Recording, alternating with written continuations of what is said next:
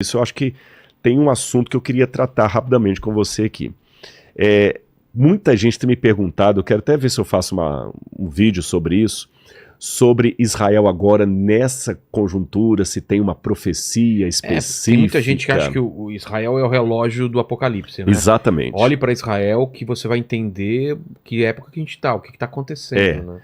Assim, Terceiro tempo, né? Eu acredito, como eu estou no terceiro grupo, que Deus trouxe a igreja, mas Deus tem um papel, muitos judeus vão aceitar no final.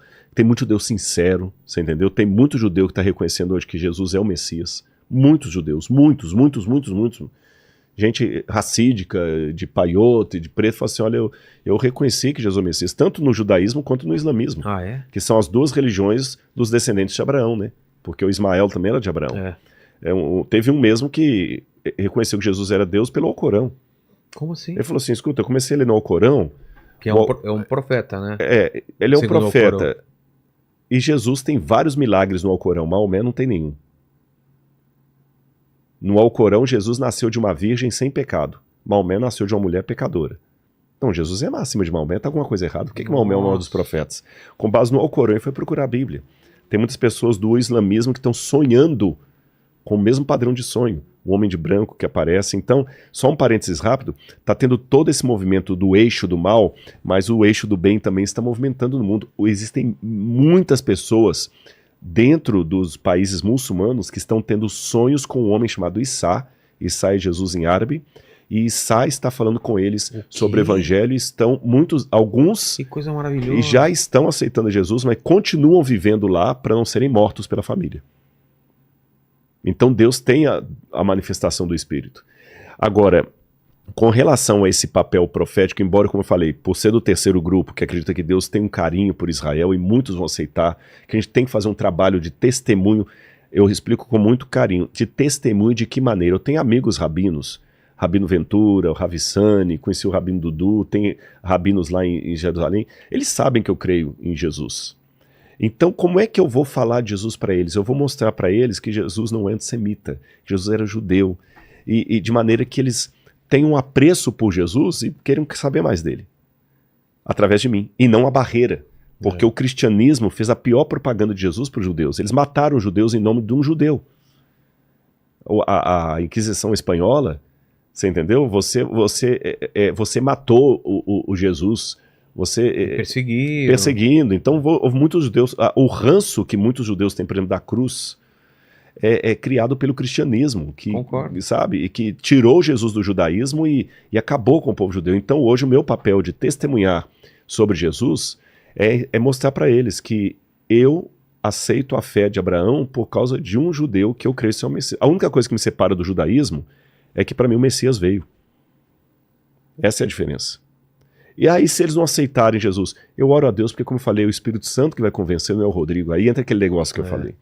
Agora, com relação ao papel profético... Que o pessoal falou que o pessoal está te perguntando. Muita gente está perguntando nas redes sociais agora, e tal. Veja bem, vamos pegar desde lá de trás. Quando o judaísmo falava das primeiras profecias apocalípticas, o livro de Daniel, por exemplo, que é o movimento apocalíptico, alguns livros de Qumran, eles sabiam que o Messias ia vir e que antes da vinda do Messias, isso está nos livros do Mar Morto, nos pergaminhos do Mar Morto, que haveria as dores de parto de uma mulher. A mulher ia dar a luz em meio a dores, e essa linguagem do judaísmo, Jesus vai usá-la.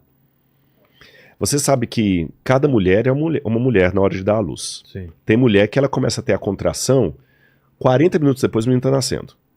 Eu dei palestra um dia no lugar, que para fazer essa ilustração, eu falei o seguinte, quem aqui deu a luz com 2 horas? Uma falou assim, eu dei a luz com 1 hora. 1 hora me nasceu. Eu falei, quem mais? Uma levantou a mão e falou assim, a minha ficou 3 dias de trabalho de parto. Nossa. Eu nunca vi um negócio desse. Para mim, o recorde que eu tinha visto até agora é uma mulher que ficou 18 horas, uma amiga minha que ela ficou 18 horas em trabalho de parto. E as contrações, elas vão apertando, aumentando. Quando a mulher entra em trabalho de parto, que a contração começa, você só sabe que a criança vai nascer. Mas pode ser na próxima 1 hora ou na próxima 18 horas, ou se for o caso dessa lá, 3 dias. Sim. Então, os judeus sabiam que antes da volta do Messias, haveria as dores do parto. E há uma discussão no judaísmo como o Messias deveria vir. O Talmud diz isso. Ele vai vir no céu com poder e grande glória, como diz o livro de Daniel, ou vai vir humilde num jumentinho, como diz o profeta Zacarias. Aí tinha várias linhas. Alguns judeus achavam que iam vir 2 Messias, um Messias filho de José, outro Messias da descendência de Judá. Cada um tinha uma linha. Bom, mas Jesus veio. E Jesus falou que haveria 2 vindas do Messias. A primeira, que ele veio humilde, e a segunda, que ele voltará. E entre uma e outra, nós perceberíamos a outra pelas dores de parto. Que Jesus fala, quando ouvirem falar de guerras, rumores de guerra, terremotos, é o princípio das dores. Ele usou a mesma linguagem. Aí veio a igreja cristã primitiva. Os primeiros leitores do Apocalipse, das cartas de Paulo, que viveram no 2º século de nossa era, os chamados pais da igreja, nenhum deles interpretou que o anticristo viria de Israel, não. Eles deixaram bem claro o seguinte: o anticristo virá de Roma. O anticristo virá de Roma. Que era o povo que oprimia os judeus? Exatamente. Exatamente. E o anticristo vai ser justamente quando o cristianismo der as mãos para Roma. Até, se não me engano, achou o pastor Júnior, que teve aqui o Paulo Júnior. Paulo Júnior. Acho que foi dele que eu vi um recorte aqui, que ele falou, e eu concordei muito com essa visão dele. Então você vê que fala ali que era de Roma. Não estou falando que ele crê exatamente como eu creio, mas esse recorte que eu vi foi um recorte, foi um short ali. Roma. E os cristãos já esperavam que no futuro haveria uma quebra de aliança do cristianismo, semelhante àquela que houve no judaísmo, onde o cristianismo se institucionaria unindo-se com Roma. Pô. Tanto é que no Apocalipse, Roma é exemplificada como sendo um dragão de 7 cabeças que persegue a mulher, que é o povo de Deus que dá a luz ao Messias. E João vê, no capítulo 12 do Apocalipse, essa mulher vestida de branco, fugindo do dragão para o deserto. O dragão não pode atingi-la no deserto, então sabe quem que ele manda? A besta do Apocalipse. Peraí. Tá. A besta do Apocalipse não é o anticristo. É o anticristo. É o anticristo. É o anticristo. Tá. Mas olha que interessante, já que o Apocalipse é linguagem simbólica, vamos destrinchar isso aqui. A mulher, que a gente sabe pela literatura que é o povo de Deus. O fato dela estar gritando para dar a luz ao Messias, lembra que eu falei as contrações de parto, que o Messias vem, vai aumentando?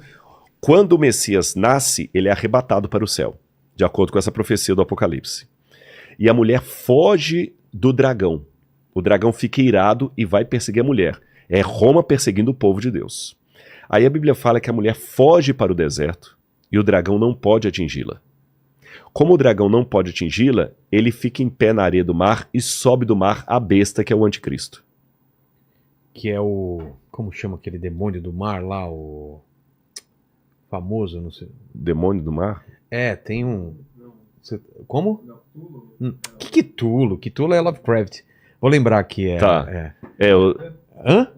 Leviatã, sim, a serpente do mar. Paquito, de onde vem esse conhecimento, atenção, Paquito? Leviatã. Cara, o conhecimento esteve sempre aqui. Né? Exato. É uma questão de humildade que não falou. Ele mandou um Exato. Cthulhu no começo e depois consertou. O Leviatã, que é o Lotan, como eles falam, que é a serpente do mar. Exato. E é interessante que sempre na literatura antiga, o garítica, o mal é representado por 2 monstros, do mar e da terra.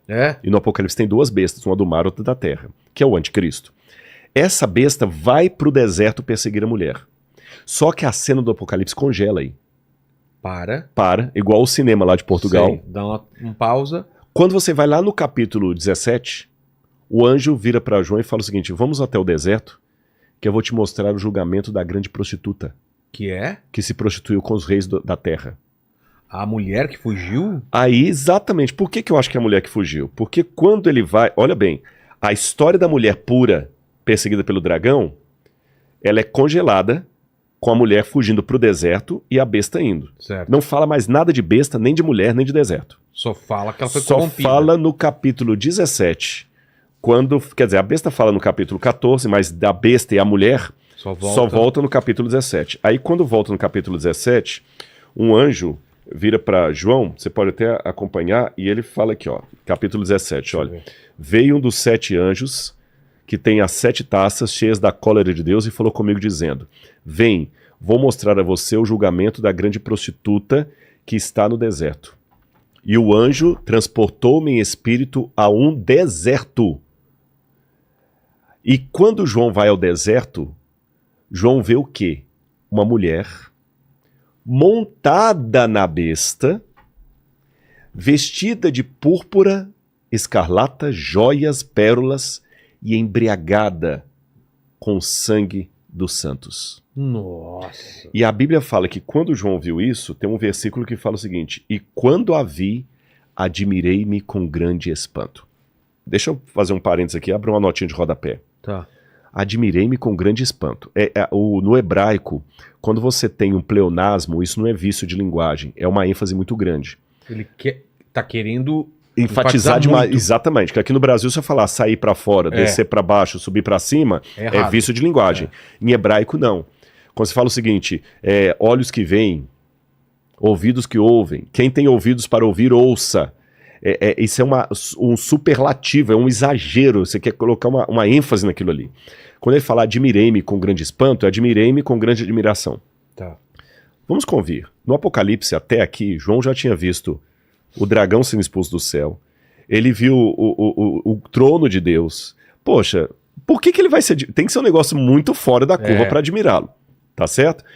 Se você já andou de avião para cima e para baixo, para você se admirar com um voo, tem que ser a primeira classe da Emirates. Exato. Senão é mais um dia. Senão é mais um dia. Por que João se admirou tanto? É porque ele viu o que ele nunca imaginava. A mulher povo de Deus que foi para o deserto perseguida pela besta está agora colhada com a besta, montada na besta e embriagada com o sangue dos santos. O montada não significa que ela dominou a besta, mas sim ela estão juntas. Estão juntas. E sabe por que estão juntas? Essa imagem que Deus mostra para João aqui é a mesma imagem que você tem na mitologia grega. Que na mitologia grega tem a história de uma mulher, que eu não vou revelar o nome dela agora, daqui a pouco eu vou revelar. Essa mulher trai o marido e ela foge com Zeus, que aparece como uma besta, um touro, que o touro é uma besta, o burro é uma besta, a mula é uma besta, o touro é uma besta nas águas. E lá no Líbano, por exemplo, nós temos um mosaico, no Líbano, na Turquia, um mosaico que eram as casas dos ricos, que mostrava essa cena. E essa mulher que foge com o boi sobre as águas, ela é descrita como uma mulher que se assenta sobre muitas águas. A mesma descrição do Apocalipse daquela mulher. Exato. E sabe qual que é o nome dessa mulher? Não. Europa. Europa? Europa. Que doideira. Europa. E João vai mais além. Aqui, eu convido o pessoal em casa depois a lerem o capítulo 17 do Apocalipse. O anjo ainda explica para João, essa mulher que você viu, que se assenta sobre muitas águas, essas águas são povos, nações, línguas e reinos. E essa mulher também é aquela cidade que se assenta sobre 7 colinas. Qual cidade é essa? Roma. Por que 7 colinas? Porque você tinha 7 colinas em Roma. Tem uma moeda no museu lá que tem Roma, nessa moeda, Roma é eterna, com uma mulher sentada sobre 7 colinas. Nossa. Qualquer historiador sabe que Roma é descrita como uma cidade sobre 7 colinas. Lá em Roma até... Você já foi para Roma? Já. Você tem ali o Fórum Romano? Sei. Ali tem o Palatino. O Palatino é uma das 7 colinas de Roma. Entendi. O Palatino é uma das 7 colinas. Roma é a cidade que se assenta sobre 7 colinas. E fala, é a cidade que domina sobre os reis da terra. Então significa, se eu estivesse na época de João lendo, que aquela cidade que domina sobre os reis da terra e que hoje nos persegue, amanhã vai estar junta com o povo de Deus, perseguindo o povo de Deus. Aí agora do Apocalipse eu pulo para Paulo. Paulo falou que a volta de Cristo não aconteceria sem que primeiro viesse a apostasia e aí fosse revelado o homem da iniquidade. É interessante que Paulo e João, nas cartas de João, falam que o homem da iniquidade, que é o anticristo, já dominava naquele tempo. Ele fala porque ele já domina e esse poder já opera e já está entre nós. Nas cartas, João... Pode ir. Essa é a pergunta que eu ia fazer, mas faz que ela é importante. Então o anticristo já estava vivo naquela época? Já estava vivo naquela época. Ué? O cara é Jason? É. Aí que tá. João fala, porque vocês sabem que o anticristo há de vir. E muitos anticristos já saíram pelo mundo. Ah, tá. Então existem vários anticristos. Até o grande anticristo. Exatamente. No final. É igual o Zorro, né? Tem vários Zorros, né? Sei. Até o anticristo no final. E quem que João descreve como sendo o anticristo? Alguém que saiu do nosso meio. Porque na carta de João ele fala o seguinte, porque vocês ouviram que vem o anticristo, eu digo, o anticristo já existe e está entre nós, aguardando apenas aquilo que o tira. Aqui, olha, 1 João capítulo 2, versículo 18. Filhinhos, esta é a última hora. E como vocês ouviram que o anticristo vem, você me ajuda a ler, porque eu estou sem lente aqui. Tá. Está escrito anticristo aqui, ó. Pode ler daí. Filhinhos, esta é a última hora. E como vocês ouviram que o anticristo vem, também agora muitos anticristos têm surgido. Por isso sabemos que é a última hora. Eles saíram do nosso meio, mas não eram dos nossos. Porque se tivessem sido dos nossos, teriam permanecido conosco. Só até aí tá bom. Só até aqui? Então você vê. Saíram do meio, Saíram do nosso, mas não eram... dos nossos. Porque se fosse dos nossos, ficariam conosco. O que quer dizer? Eles nos traíram. Tá. Você entendeu? Como se fala o seguinte, olha, o fulano de tal, a gente é parceria, mas ele saiu da empresa porque ele era traído. Paquito. Vamos usar o Paquito tá aqui ainda, Paquito né? tá aqui. Tá no 1000 aí, né? Aqui, mas não vai Mil ainda, passará, 2000 não chegará. Exato. Mas então, Paulo, ele falou, eles já existem. E saíram do nosso meio. Quem que eram os anticristos que estavam saindo do meio do cristianismo ali? Pessoas que estavam negando a doutrina dos apóstolos. Mas tem nomes ou é em geral? Algum Era em grande? geral. A gente sabe pela história que tinha Cerinto, Tá. tinha Polícrates e outros mais gnósticos, mestres gnósticos, que começaram a ensinar coisas. Os criadores dos evangelhos apócrifos. Então, seriam dissidentes, Dissidentes então? do cristianismo. Porque não sei se todos, mas alguns apócrifos tentavam ir contra ao que estava nos livros gerais, nos e livros por isso oficiais. foram tirados. Exatamente. Agora olha o que Paulo fala, que eu li João, né? A volta de Jesus não se dará sem que primeiro venha a apostasia. Apostasia é uma palavra grega que significa ruptura, separação, divórcio, quebra de aliança. Tá.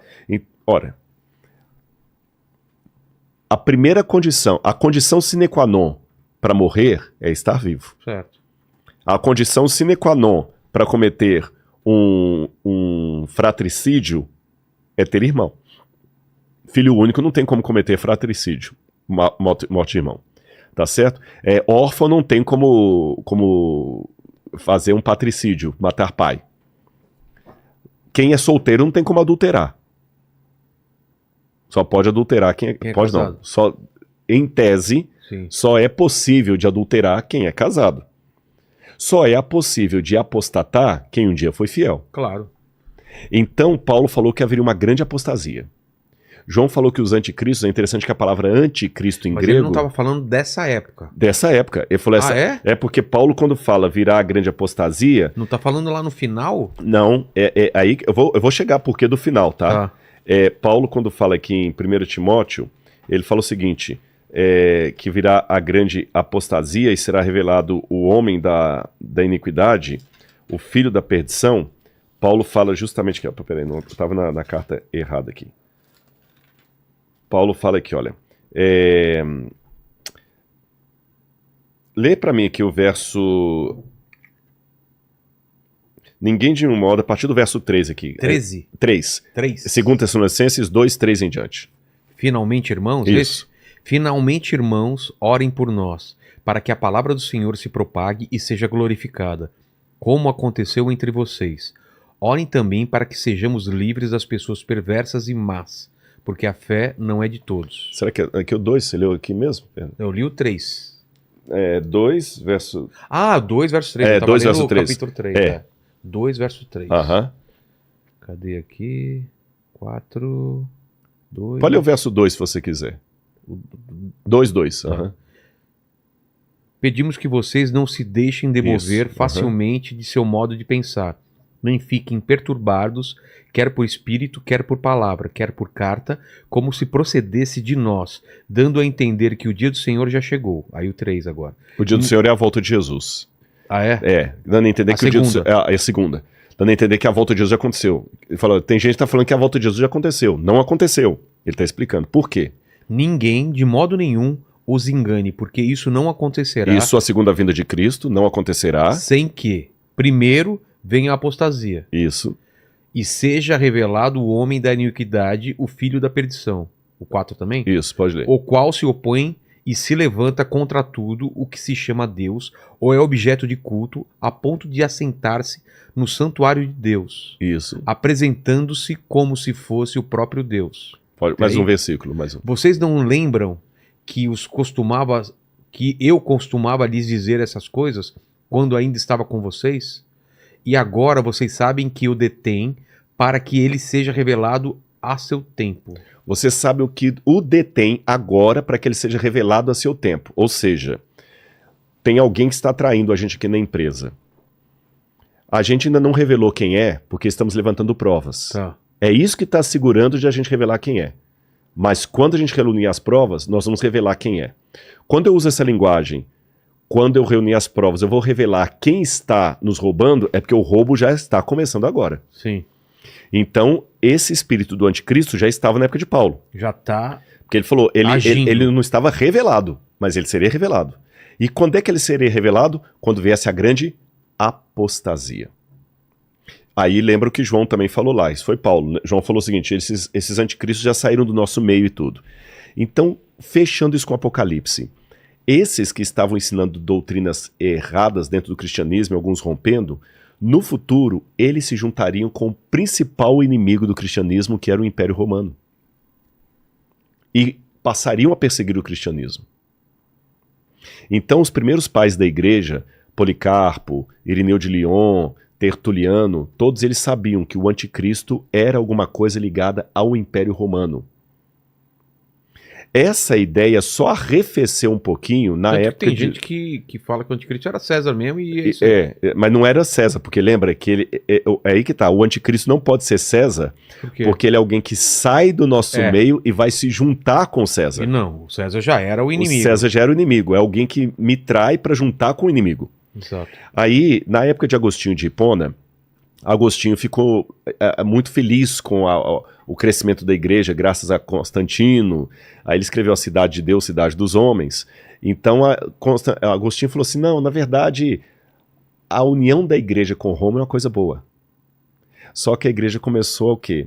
A perder a fé em algumas importantes ensinos apostólicos. Foi bom porque espalhou Espalhou pro mundo inteiro, mas muita coisa foi se perdendo, e quando a igreja passa por 3 fases, primeira de Constantino, que dá prestígio à igreja, depois de Clovis, em 508 de nossa era, Constantino 321 a.C., depois de Cristo, perdão. Depois vem Clovis, 508, que dá um exército, depois vem Justiniano, em 538, que dá o poder. Aí a igreja começou a perseguir em nome de Jesus. Começou a perseguir os judeus, perseguiu os albigenses, os cátaros, a igreja foi perseguindo. E interessante que no próprio catecismo, há um ensino que está perpetuado no catecismo, que o anticristo será alguém que se assentará no trono do Papa, um falso Papa. Já ouvi essa tese aí. Você entendeu? A tese católica. E isso foi ficando. Quando veio a Reforma Protestante, 1517, século XVI, Lutero continuou entendendo que o anticristo vai vir de Roma, é um cristão apostatado que vai juntar poder e religião e Estado para poder se opor a Deus em nome de Deus. Percebeu que trocadilho? Vai se opor a Deus em nome de Deus. Calvino também entendeu assim, Zwinglio, João Hus, depois Wesley, que fundou o metodismo, até os irmãos morávios, todos, assim, tal. Aí, quando chegou no final do século XIX, 2 padres dominicanos, eu vou lembrar o nome do principal deles agora, tá, daqui a pouquinho vai vir, eles, para tirar um pouquinho o foco, porque estava muito assim, se é Roma, então é o Papa e tal, eles tiraram o foco que o anticristo, na verdade, não tinha nada a ver com Roma, que o anticristo era Nero. E começaram a jogar, foi aí que surgiu pela primeira vez a interpretação pretérita do Apocalipse. Não, o Apocalipse não tem nada a ver com o futuro, tem a ver com o passado, a besta do Apocalipse é Nero, para tirar o foco. E alguns protestantes começaram a beber nessas fontes e também foram tirando o foco. Aí você tem o Darby, que foi um dos primeiros a pregar que o anticristo, na verdade, não tem nada a ver com Roma, que o anticristo vai ser alguém ligado à Europa e com Israel. Aí Israel começou a aparecer. Depois do Darby, que ele fez até uma Bíblia anotada, você teve a Bíblia de Scofield, que começou a falar não é Israel, é o foco, é Israel, é o foco. Depois de Scofield, você teve B.E. Alexander, depois você tem... vou lembrar, tem o Tim LaHaye, é mais recente, mas antes do Tim LaHaye tem o Hal Lindsey.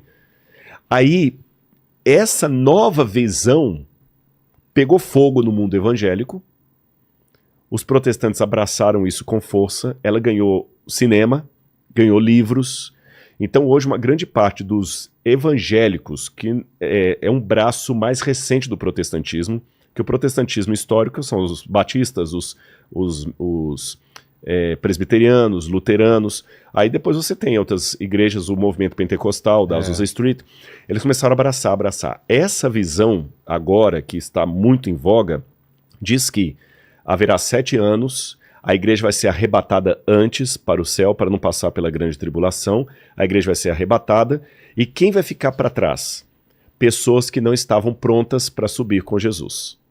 E entre esses, os judeus vão ficar para trás para enfrentar o anticristo e ter que reconhecer que Jesus é o Senhor na marra. Na marra. Eu, particularmente, com muito respeito a quem acredita nisso, eu vejo um grande teor antissemita nessa linguagem. Porque os judeus têm que ficar para trás para se ferrar, né? Entendi. Quer dizer, eles têm que pagar porque eles crucificaram Jesus. No final das contas, quem fica para trás são os judeus. Isso é antissemita. Quem fica aqui para se lascar... E o anticristo será alguém... Aí começam as hipóteses. Na época da União Soviética, da Guerra Fria, era muito interessante a pregadores americanos demonizarem a União Soviética. Então o anticristo é um soviético. Muitos filmes do anticristo são soviéticos. A bola da vez agora é a China. Agora tem gente que acha que o anticristo é a China e a China que com a Rússia vai lutar contra Israel e Estados Unidos ali no vale do Armagedon. Que tivemos lá, né? Exatamente e tal. Eu, particularmente, com todo respeito aos que pensam assim, eu não aceito que é esse o epílogo da história desse mundo.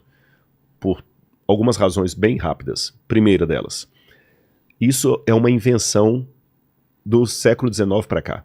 Finalzinho do século XIX. Você entendendo? Os cristãos de todas as eras, nenhum deles reconheceu isso.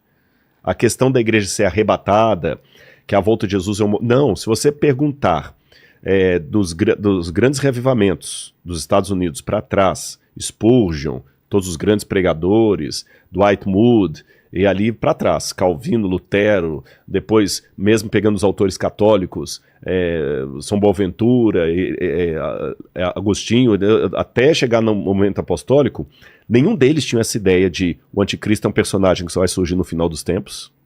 Ah, é? Nenhum deles tem. Nenhum deles tinha a ideia de que a igreja seria arrebatada. Todos, de maneira uníssona, incluindo os católicos, diziam que a volta de Jesus é um acontecimento visível, que todo olho o verá. Até o credo católico diz, né, havia a julgar vivos e mortos.